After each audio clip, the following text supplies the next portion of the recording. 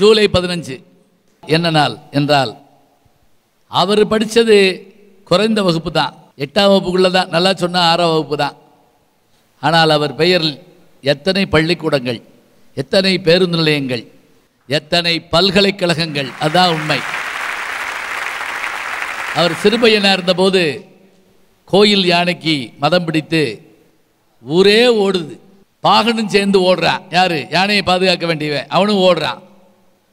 அப்போ இளம் வயது வாலிபராக இருந்த இவர் அந்த யானைக்கு முந்தி ஓடி அந்த சங்கிலி ஒன்று இருக்கும் இல்லையா, அதை எடுத்து வந்து இந்த யானைக்கு முன்னாடி போட்டு அதை நிப்பாட்டினாரா. அப்படி அதாவது யானைக்கு என்னென்னா சங்கிலியை பார்த்த உடனே கட்டியிருக்குமோன்னு ஒரு எண்ணம் வந்துருமா. இதை அந்த பாகன் கூட யோசிக்கலை. கடற்களிர் அறுக்கிய கருணை மறவன் அப்படின்னு சிலப்பதிகாரத்தில் கோவலனை பற்றி ஒரு வார்த்தை வரும். அந்த வார்த்தைக்கு இணையாக அவர் கல்லாதவராக இருந்தாலும் கூட அனுபவத்தால் பெற்ற அறிவின் காரணமாக அந்த யானையை அடக்கி காட்டிய கர்ம வீரர் காமராஜர். எல்லாரும் பள்ளிக்கூடத்துக்கு போகணும்னு நினைச்சாரு. ஏன் நினைச்சாரு? எல்லாரும் சாப்பிடணும்னு நினைச்சாரு. ஏன் நினைச்சாரு? அது ரெண்டும் அவருக்கு கிடைக்கல, அதனால நினைச்சார். அவர் வாழ்ந்த காலத்தில் அவருக்கான வாய்ப்பு கொடுக்கப்படலை. அவர் முதலமைச்சரான பிறகு ஒரு பள்ளிக்கூடத்துக்கு போகிறாரு. மத்தியான நேரம், வாத்தியார் மாத்திரம் உட்காந்துருக்காங்க. பையன் எங்கன்னு கேட்டார். மாடு மேய்க்க போயிட்டாங்க. இவர் கவலைப்படலை. வேட்டியை மடிச்சு கட்டிட்டு இவர் போயிருக்காரு. அவங்க மாடு மேய்ச்சிக்கிட்டு இருக்காங்க. ஏன்டா பள்ளிக்கூடம் வரல கேட்குறவர் முதலமைச்சர். அவனுக்கு அதெல்லாம் தெரியாது. அவன் பதிலுக்கு கேட்டான், பள்ளிக்கூடத்துக்கு வந்தால் சோறு போடுவியா அப்படின்னா. சோறு போட்டால் வருவியாடா அப்படின்னு இருக்காரு. போடு வர்றம்ட்டான். நேராக சென்னைக்கு போனார்.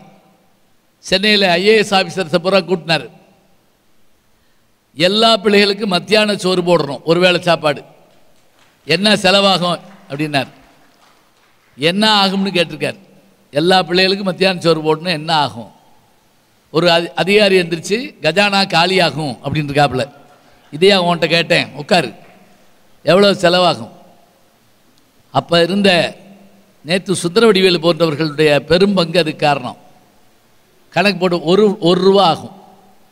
அப்போ அந்த படிக்காத மேதை சொன்னாருங்க, சரி இந்த ₹1 அரசாங்கம் கொடுக்க வேண்டாம், 50 பைசா அரசாங்கம் கொடுக்கட்டும், 25 பைசா உள்ளூர் பஞ்சாயத்து போர்டு கொடுக்கட்டும், 25 பைசா பெத்தானே அவங்க அப்பேன் அவன் கொடுக்கட்டும். ஏன்னா பிள்ளைக்கு அவன் ஜோறு போடணும்ல, போடுறா மதிய உணவு திட்டத்தை.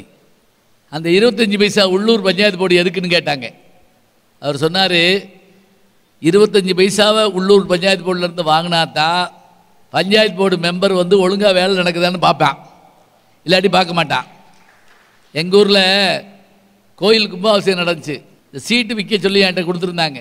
₹1 சீட்டு. அப்போ எல்லாம் 100 சீட்டு இருந்துச்சு. நான் ஒரே ஒரு ஆளுக்கு ஒரு ₹2 2 சீட்டு கொடுத்தேன், இவ்வளோதான். அப்புறம் பார்த்தேன் எதுக்கு போய் விற்றுக்கிட்டு நானே ₹98 கட்டிட்டேன். இந்த ₹2 ஒருத்தருக்கு ஒரு சீட்டு கொடுத்தேன் பார்த்தீங்களா, அதுதான் என் வாழ்க்கையிலே நான் செஞ்ச தப்பு.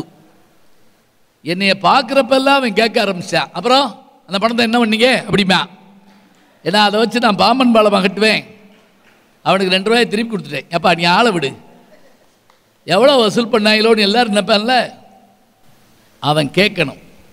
அப்படி போடப்பட்டதால் தானங்க எத்தனையோ பிள்ளைகளுடைய வயிறு நிறைந்தது, மனது நிறைந்தது, எத்தனையோ திட்டங்கள் உருவானது, எத்தனை அணைக்கட்டுகள் கட்டப்பட்டன.